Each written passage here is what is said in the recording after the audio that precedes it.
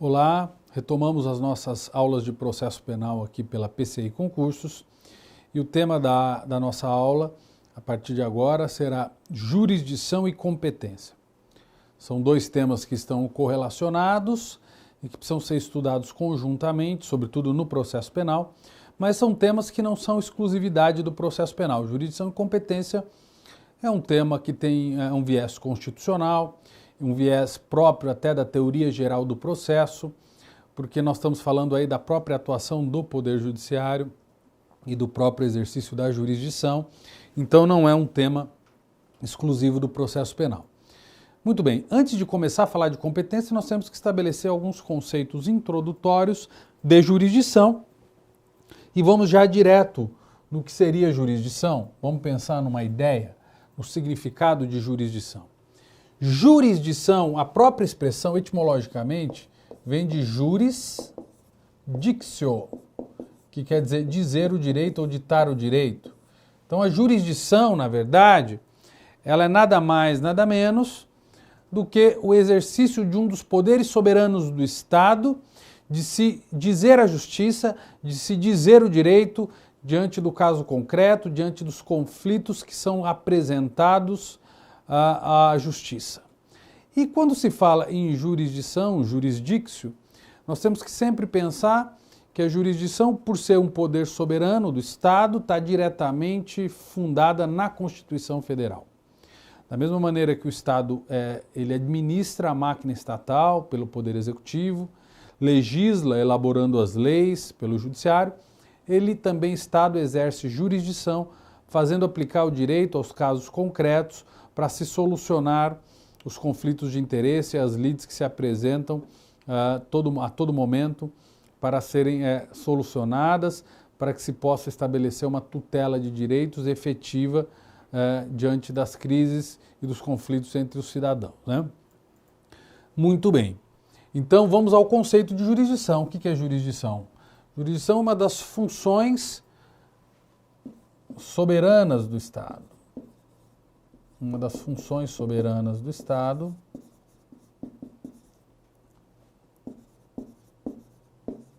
de se fazer aplicar o direito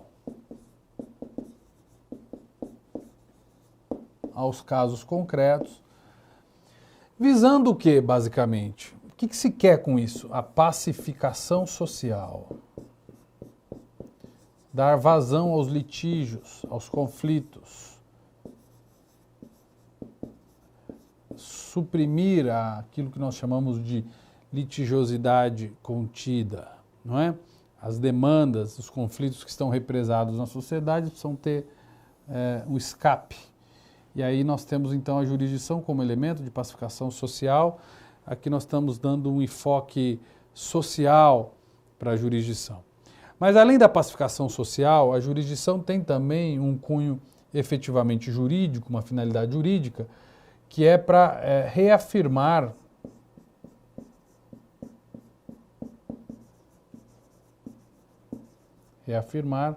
a autoridade da norma, do direito vigente, reafirmar a autoridade da norma e do direito vigente. A jurisdição serve também para dizer, olha, a lei está sendo descumprida, vamos restaurar essa violação da norma e da lei, né? Mas mais do que isso, a jurisdição existe também para prover o quê? Uma tutela de direitos. A jurisdição serve para se estabelecer tutela e proteção de direitos. É pela jurisdição que se tem o monopólio da tutela de direitos, da proteção dos direitos em geral, e isso decorre da cláusula de reserva de jurisdição e também da inafastabilidade da jurisdição, que está lá no artigo 5º, inciso 35 da Constituição Federal. Tá certo? Essa basicamente é todo o dispositivo que estabelece toda a estrutura da jurisdição. Diz lá que a lei não excluirá da apreciação do Poder Judiciário lesão ou ameaça a direito, né? Então nós temos aí a jurisdição como sendo a base da tutela de direitos para reafirmar a ordem jurídica vigente, para, de alguma forma também, além de tutelar direitos, pacificar a sociedade. Tá? Uma das marcas da jurisdição, e eu queria destacar desde já com vocês, essa acho que é uma das principais características que precisa ser dita aqui, no que diz respeito à jurisdição, é o fato de que a jurisdição ela é contramajoritária. Isso pouca gente se preocupa em falar, eu queria destacar isso. O que significa essa marca contramajoritária da jurisdição? Ou contramajoritarismo da jurisdição. O que quer dizer isso? Quando um juiz exerce a sua função, exerce a jurisdição, ele não depende da aceitação ou da anuência da vontade da maioria das pessoas. Ele age de forma contramajoritária, ele age sem depender da vontade da maioria.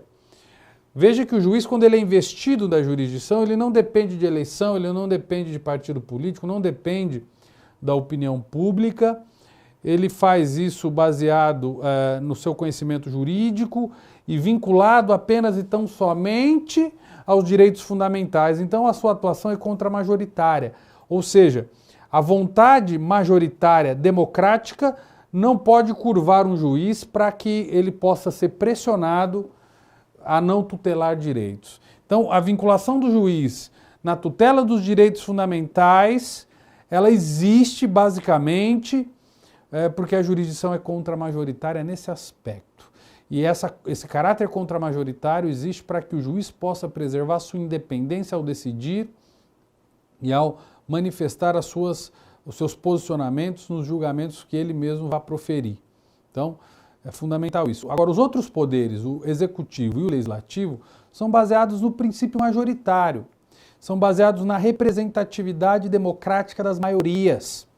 Então, o chefe do executivo é eleito pela maioria, o parlamentar é eleito pela maioria, depende de uma sustentação política com base na atuação de partidos políticos, regido pela legislação eleitoral, com mandatos periódicos, diferente do magistrado, que é contramajoritário. Então, a jurisdição, por si só, ela é uma função contramajoritária, ela é individual, ela é reservada, ela não tem amarras e não deve ter vinculações com grupos majoritários para não se submeter a interferências políticas. Porque se houver interferências políticas, nós vamos ter um regime de dominação e não teremos como ver a justiça ser manifestada de uma maneira efetivamente razoável, efetivamente segura, nos termos da Constituição Federal. Então a ideia de contramajoritarismo está aí. E quando se fala em jurisdição, nós temos que pensar também que a jurisdição, assim como o próprio executivo, aplica a lei. Só que qual que é a diferença do executivo aplicando a lei para o juiz aplicando a lei? O chefe do executivo, quando ele aplica a lei, ou o administrador público, quando ele aplica a lei para satisfazer o interesse público da própria estrutura administrativa. Então, aplica-se a lei numa situação parcial, interessada, para movimentar a máquina estatal. Diferentemente do juiz que aplica a lei de uma forma desinteressada, equidistante, para solucionar um conflito pré-estabelecido. Inclusive, o juiz às vezes aplica a lei para tentar, de alguma maneira, proteger o cidadão em face de uma violação de um direito praticada pela própria administração pública. E quem corrige essa ilegalidade, essa violação, é o próprio juiz, que se mantém equidistante, que se mantém apolítico, que se mantém neutro em relação à estrutura da administração pública para poder atender a interesses públicos primários e não ao interesse público secundário, que muitas vezes é aquele que a administração pública busca quando aplica a lei. Então, numa situação, a administração pública aplica a lei para extrair dela a vontade da coletividade e movimentar a máquina estatal, enquanto que o judiciário, quando aplica a lei com outro viés, obviamente para solucionar conflitos de interesse e, de alguma forma, pacificar a sociedade e restaurar a ordem jurídica vigente, tutelando os direitos fundamentais que estão ali em jogo, tá certo? Então essa é uma diferenciação, uma distinção, me parece importante. Dito isso, vamos então tratar agora dos princípios que são próprios da jurisdição e com isso a gente vai tendo um entendimento mais aprofundado da jurisdição. E o primeiro princípio que nós temos é chamado princípio do juiz natural. Princípio do juiz natural, que é cláusula pétrea, está lá na Constituição Federal, dizendo que ninguém será processado e nem julgado senão pela autoridade competente. O que quer dizer o princípio do juiz natural como cláusula pétrea e como garantia processual do cidadão? O princípio do juiz natural, ele nos estabelece aí um direito adquirido do cidadão de saber quem é o juiz que vai lhe julgar antes de o fato acontecer. De saber quais são os juízes que detêm competência jurisdicional pré-estabelecida por lei antes de que o fato aconteça, antes de que esse cidadão possa ser submetido a esse julgamento por essa autoridade judiciária. E vejam que o princípio do juiz natural, ele está lá na Constituição como um princípio constitucional, como uma norma ainda bastante abstrata, bastante flexível, bastante genérica, mas esse princípio do juiz natural, ele se densifica com base nas leis e normas processuais, quando se consegue identificar qual que é o juiz competente para uma determinada demanda. Identificado esse juiz, só ele é que poderá julgar de forma válida aquela causa que lhe foi atribuída por lei antes mesmo do fato acontecer. Não é? Então, o princípio do juiz natural é uma garantia do cidadão, de se saber de antemão qual o juiz que vai lhe julgar, qual o juiz que tem competência para decidir sobre sua vida. E esse princípio do juiz natural deve ser, então, materializado e densificado pelas normas processuais, tá certo? Seguindo ainda, nós temos o princípio da inafastabilidade, que eu já mencionei en passant, lá no artigo 5º, inciso 35, da inafastabilidade, que o juiz não pode se abster de julgar as causas, que qualquer violação de direito tem que ser levada efetivamente ao conhecimento do judiciário, para que o juiz possa, então, restaurar essa crise, essa violação que, porventura, foi ocorrida, né?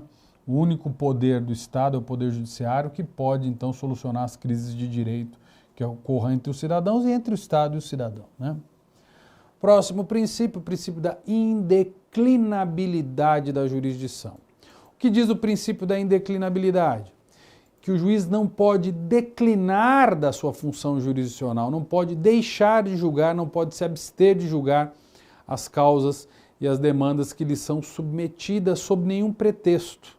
Então, se não houver uma norma específica, o juiz pode se valer da analogia, dos princípios gerais do direito, dos costumes, das diversas fontes do direito alternativas, além da lei, mas ele deve, sem sombra de dúvida, exercer a jurisdição e não pode se abster de julgar os casos, não podemos admitir casos insolúveis em que o juiz não venha a estabelecer um julgamento. Ele tem sim que julgar, e é nesse aspecto que vigora a indeclinabilidade. Além da indeclinabilidade, nós temos um outro princípio, o princípio da indelegabilidade. Ou seja, quando o juiz exerce jurisdição, ele exerce um poder em nome do Estado. Quem conferiu esse poder ao juiz foi o Estado. Poder esse que foi extraído da Constituição Federal, mas quem delega esse poder ao juiz com base na vontade da lei é o próprio Estado. Portanto, o poder não é do juiz. O juiz é um exercente desse poder, que é um poder republicano e que está na mão do Estado. Vejam vocês, então, que o juiz não pode, por um ato de vontade dele, transferir o poder jurisdicional que ele exerce a terceiros. Por uma procuração, por exemplo, o juiz outorgar uma procuração a alguém de confiança para julgar uma causa em seu nome. Isso é inconcebível, porque ele não é dono do poder. O poder é um poder republicano, não é um poder imperial, que o juiz é dono. É um poder republicano. Então o juiz recebeu esse poder por força de lei e ele só pode delegar nas hipóteses que a lei lhe autoriza. A regra é a indelegabilidade, a lei abre exceções. Por exemplo, no caso do júri. Quando um juiz criminal preside o tribunal do júri e ele compõe o conselho de sentença, que são 7 jurados que são cidadãos próprios da sociedade, quando o juiz constitui o conselho de sentença, ele está delegando poder jurisdicional, mas o Código de Processo Penal permite, estabelece até um procedimento para isso, e aí essa situação é admitida, sim, sem sombra de dúvida, mas a lei é que autorizou o juiz a praticar esse ato, isso não deriva de um ato de vontade dele, né? Quando o juiz é substituído por outro, então nós temos aí o juiz substituto atuando, nós estamos diante também de uma exceção, né, ao princípio da indelegabilidade, e a lei permite que isso aconteça, tá? Próximo princípio é o princípio da improrrogabilidade. Improrrogabilidade. Em regra, a jurisdição é improrrogável. O que quer dizer improrrogável? É imodificável. Ou seja, um juiz, quando ele está atrelado a um determinado caso concreto, a uma determinada atuação, ele não pode se desvincular daquele processo. É o que a doutrina chama de perpetuatio jurisdictionis, ou perpetuação da jurisdição. O magistrado fica vinculado àquele caso, fica determinado a atuar naquele caso até o seu julgamento, não podendo se retirar o caso ou processo de suas mãos. E a improrrogabilidade também é uma das garantias que o juiz tem de que ele vai atuar naquele processo de forma independente, sem qualquer ingerência, sem qualquer interferência, né? Essa improrrogabilidade, ela é uma regra, como princípio da jurisdição, mas admite exceções, como por exemplo nos casos de conexão e continência, quando dois fatos estão conectados, ou um está contido no outro, um juiz pode absorver a causa de outro juiz para julgar todos aqueles fatos conjuntamente, simultaneamente. E isso seria uma exceção. As hipóteses de modificação de competência por conexão e continência seria uma exceção à improrrogabilidade. Um outro exemplo de exceção à improrrogabilidade é o IDC, o incidente de deslocamento de competência, que está previsto lá no artigo 109, parágrafo 5º da Constituição Federal, chamada federalização da persecução penal, que acontece quando um crime é praticado violando direitos humanos previstos em tratados internacionais da qual o Brasil é signatário, e as autoridades estaduais não tomam nenhuma providência, ficam inertes. O que é possível? A federalização da persecução penal perante o STJ, a pedido do Procurador-Geral da República, você retira a jurisdição, a atuação do juiz estadual, passa para o juiz federal, e haverá uma modificação aí por autorização constitucional. Então nós estamos aí diante do que nós chamamos então de modificação ou deslocamento de competência, e é uma exceção à improrrogabilidade, tá? O próximo princípio é chamado princípio da inércia da jurisdição. O que quer dizer inércia da jurisdição? Significa que o juiz ele fica numa postura abstencionista, neutra, antes da propositura da ação penal. O juiz é inerte antes da propositura da ação penal. O juiz não pode deflagrar a ação penal, o juiz não pode iniciar uma persecução penal por ato próprio dele, juiz, sob pena de se estar rompendo com essa inércia. Essa inércia, ela acontece na fase pré-processual e cessa durante o curso da ação, porque durante o curso da ação nós vamos estar diante do que nós chamamos de impulso oficial. Então a inércia é pré-processual, porque no curso da ação nós vamos estar diante do impulso oficial. Iniciada a ação, a partir daí, o que vai acontecer? A partir daí o processo segue o seu ritmo natural, e a partir daí então são realizados os atos processuais. O juiz pode, sem dúvida nenhuma, até pela sua estrutura cartorial, movimentar o processo, dar impulso oficial ao processo, tá? Basicamente isso. A inércia existe para preservar uma decisão imparcial ao final, para que o juiz não tenha que pender para um lado nem para o outro, né? Muito bem. O próximo princípio é o princípio da jurisdição necessária. Vamos lá, princípio da jurisdição necessária. O que diz o princípio da jurisdição necessária? Esse princípio diz que o processo penal é um meio obrigatório para se aplicar o direito penal. O direito penal jamais pode ser auto-aplicável, o direito penal é um direito de coação indireta, autolimitado pelo próprio Estado. O direito penal não se baseia em verdades sabidas, em aplicações sumárias e imediatas. O direito penal pressupõe o processo penal como um debate anterior para que haja essa aplicação do direito penal, não é? Essa jurisdição necessária a qual eu estou me referindo, ela existe porque nada mais, nada menos, nós estamos diante de uma garantia do devido processo legal. Nullum crime, nulla pena, sine judício. O direito penal depende do processo penal como instrumento indispensável, obrigatório e necessário para a aplicação da jurisdição penal. Vejam vocês que até nesses acordos de colaboração premiada que nós estamos vendo aí na Operação Lava Jato, fruto da Lei 12.850 de 2013, nós dependemos da jurisdição para que os acordos de colaboração possam ter eficácia, porque esses acordos de colaboração que são feitos entre o Ministério Público e o colaborador, com a participação do seu advogado, devem ser submetidos sempre a uma homologação judicial. Não são auto-aplicáveis, portanto, porque dependem da jurisdição necessária, tá certo? Bom, já nessa aula nós já vamos entrar no tema competência. Já vamos falar um pouco de competência já nessa aula e definir o que significa a competência como instituto que se desdobra da jurisdição. O que seria a competência, portanto? Nós estamos falando de jurisdição, vamos falar de competência agora. A competência é nada mais, nada menos do que o limite da jurisdição, ou a delimitação da jurisdição. Limites da jurisdição atribuída a um determinado juiz.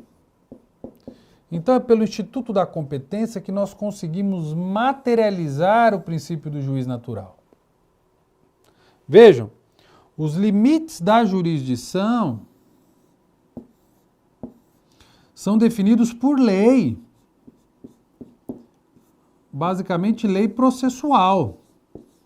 É a lei processual que vai densificar o princípio do juiz natural, delimitando, estabelecendo os limites de jurisdição aferidos para cada juiz, conferidos, melhor dizendo, para cada juiz.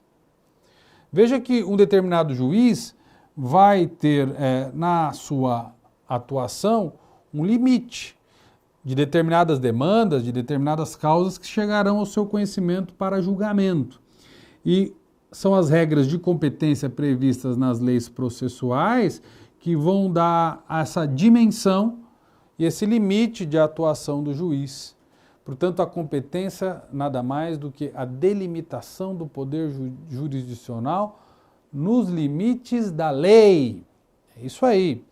E vejam vocês que as regras de competência, quando elas são implementadas e criadas, elas são baseadas por vários critérios racionais importantes que nós temos que levar em consideração para a definição da competência. Um critério importante, o primeiro critério, seria o critério territorial. Ou seja, o juiz atua e decide aquelas causas que estão territorialmente próximas dele, dentro da sua comarca, da sua esfera de atuação, ali naquela localidade em que ele está lotado, o juiz. Então, o critério territorial é um critério importante também. Temos um outro critério, que seria o critério de especialização. Então, determinados juízes vão julgar determinadas causas específicas, porque ele se torna um juiz hábil, preparado para aquele tipo de demanda, para aquele tipo de causa, para aquele tipo de conflito. Então, especialização é um critério interessante, porque o juiz julga com maior qualidade, com menos tempo, com mais primor e com mais eficiência. Então, a especialidade é um critério importante também. Além da especialidade, nós temos um outro critério, que é a pessoa que está sendo julgada. Então, determinados juízes vão julgar causas referentes a determinadas pessoas, físicas ou jurídicas. Por exemplo, os juízes federais vão sempre julgar causas que envolvam a União Federal ocupando um dos polos da relação jurídica, né? Processual. Então, o critério de pessoa, né? Pode ser também considerado, eu for por prerrogativa de função, um critério de pessoa. Determinada pessoa é julgada por determinado juiz, especificamente, né? Além do critério pessoa, critério especialização, critério territorial, nós temos também o critério hierárquico que pode ser levado em consideração para se criar regras de competência. Determinados juízes vão julgar em primeira instância, outros juízes vão julgar em segunda instância. O critério hierárquico ele é importante porque ele cria o sistema recursal, que permite o aprimoramento das decisões. Então vejam, as regras de competência são baseadas em vários critérios, os critérios mais interessantes, porque são critérios que existem para buscar o que? A racionalidade da justiça.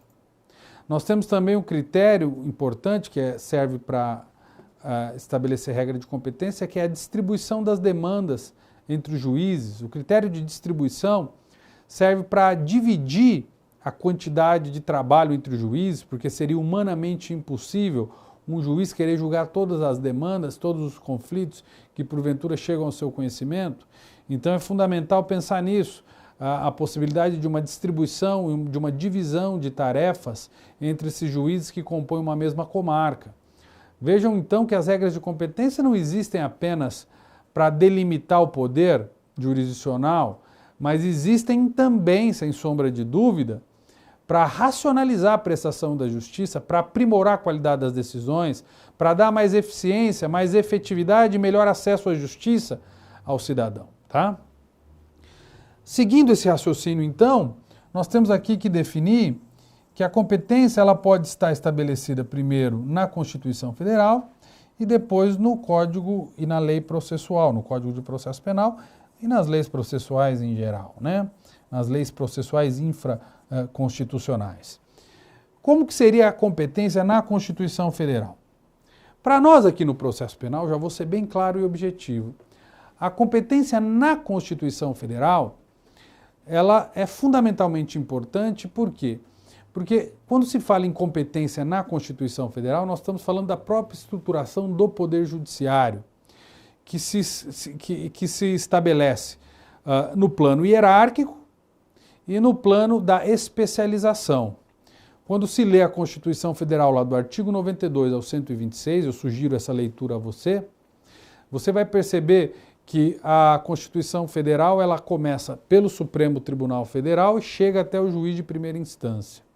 E ao fazer isso, a Constituição já está estabelecendo regras de competência, determinando o que os tribunais estabelecerão em termos de julgamento em matéria recursal, em primeira instância, vai estabelecer também quais são as especializações da justiça. Vocês vão verificar que o Poder Judiciário se divide em justiça comum, justiça trabalhista, justiça militar e justiça eleitoral, que tem na sua cúpula o Supremo Tribunal Federal, que tem jurisdição nacional e constitucional, e vai verificar que nós temos o STJ, Superior Tribunal de Justiça, que é o órgão de cúpula do Judiciário, o Tribunal de Superposição da Justiça Comum, e envolvendo dentro da sua estrutura, dentro da Justiça Comum, nós vamos verificar que nós temos ali a Justiça Comum Federal e a Justiça Comum Estadual. A Justiça Comum Federal, que está lá descrita no artigo 109 da Constituição Federal, e a Justiça Comum Estadual, que é residual.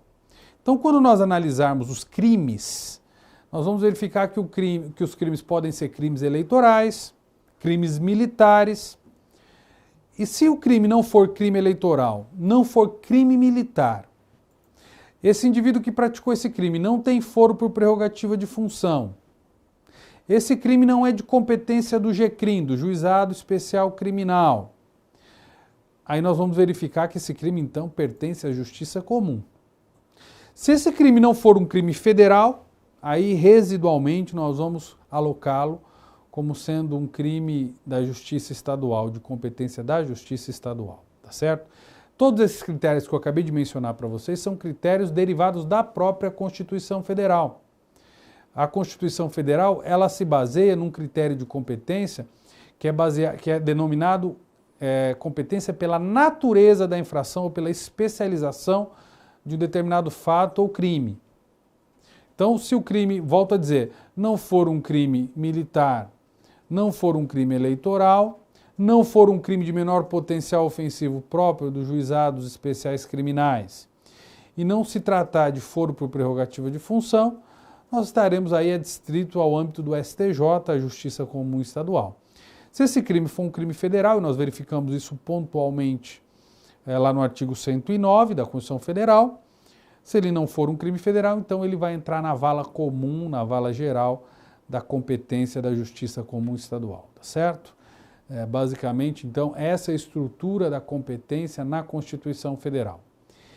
E a competência no plano da lei processual, no plano infraconstitucional? Como que ela se estabelece? Como que ela se divide? Aqui para nós, especificamente, no processo penal, como que nós vamos ter essa competência?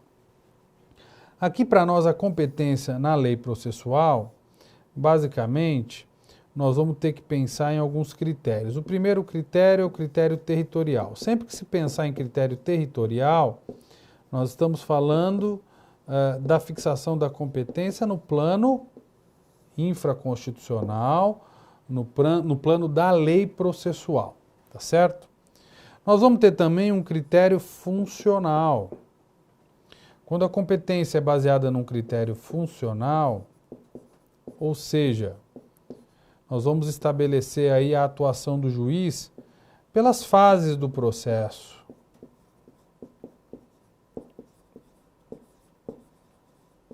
Ou pelo objeto da demanda, essa competência também vai ser fixada pela lei processual no plano infraconstitucional. Quando o critério for por distribuição também, para estabelecer a divisão entre as demandas, nós também vamos fixar a distribuição por meio de lei infraconstitucional. Não é diferente quanto ao critério territorial, quanto ao funcional e quanto à distribuição. Nós vamos estar sempre nos pautando por competências no plano infraconstitucional, diferente da competência na Constituição, que aí eu vou agora enunciar com vocês aqui, para a gente ter isso aqui já marcado aqui na lousa, da forma como eu mencionei. Então, nós vamos ter a competência da Justiça Militar na Constituição, da Justiça Eleitoral também na Constituição. Nós vamos ter também na Constituição o júri. Nós vamos ter na Constituição o GCRIM. E nós vamos ter na Constituição Federal também foro por prerrogativa de função. Esses são os critérios da competência na Constituição. Por que é importante, já nesse final de aula, dizer isso para vocês? Por que é importante distinguir a competência na Constituição e na lei processual? Porque se os critérios de competência estão na Constituição Federal, nós não podemos admitir que uma lei infraconstitucional venha modificá-la.